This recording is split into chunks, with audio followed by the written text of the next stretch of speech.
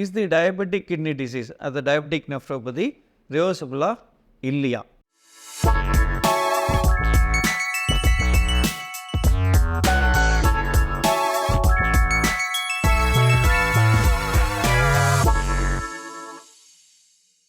முன்னாடி டிஸ்கஸ் பண்ண மாதிரி இது வந்து இனிஷியலாக நம்ம கண்டுபிடிச்சி அதை அட்ரஸ் பண்ணும்போது அது வந்து ரிவர்சிபிளாக இருக்கும். பட் இஃப் இட் இஸ் லேட்டாக டயக்னோஸ் பண்ணுறோம் அப்படின்னா we can attempt at least control அதை ஃபர்தராக மோசமாகாமல் நம்ம பார்த்துக்க முடியும். எப்படி அதை வந்து கிட்னி ப்ராப்ளமை நம்ம வந்து காப்பாற்றிக்கணும், நம்ம கிட்னி எப்படி சேவ் பண்ண முடியும் தொடர்ந்து மோசமாகாமல்?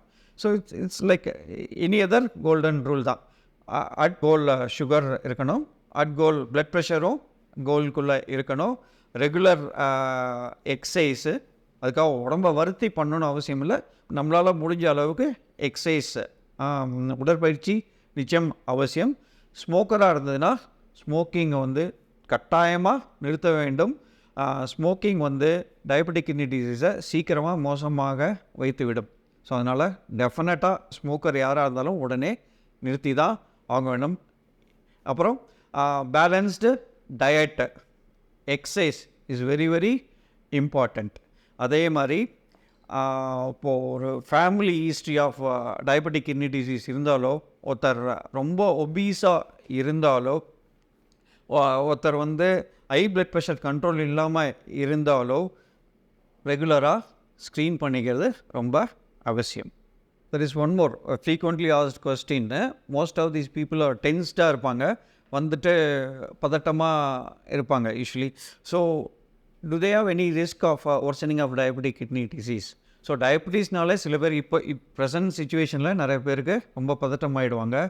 உடனே அவங்களுக்கு மனசில் உதிக்கிறது வந்து கிட்னி ப்ராப்ளம் தான். ஐயோ நம்மளுக்கு வந்துருச்சே அப்படின்னு சொல்லி they feel sad, they feel depressed, ரொம்ப ஆங்க்ரியாகவும் இருப்பாங்க, சில பேர் தூக்கம் இல்லாமல் இருப்பாங்க.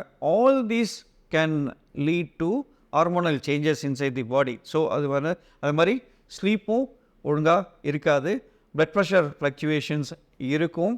So minimum 6 to 8 hours of sleep is important for diabetic patients. So mind வந்து ரிலாக்ஸ்டாக வச்சுக்கணும். So first and foremost is as a family we have to give counseling to them. இல்லையா, அவங்க கவுன்சில் பண்ணி அவங்க மைண்டை வந்து ஒருநிலைப்படுத்தி வச்சுருந்தா ரொம்ப நல்லது. ஏன்னா இதெல்லாம் வந்து மெயின் ட்ரீட்மெண்ட்டில் இது ஒரு ஆக்சிலரி ட்ரீட்மெண்ட் தான். ஸோ ரிலாக்ஸ்டாக வச்சுட்டு பிளட் ப்ரெஷர் சீராக வச்சுருந்தானா டயபெட்டிக் கிட்னி டிசீஸ் மோசமாகாமல் பார்த்துக்க முடியும்.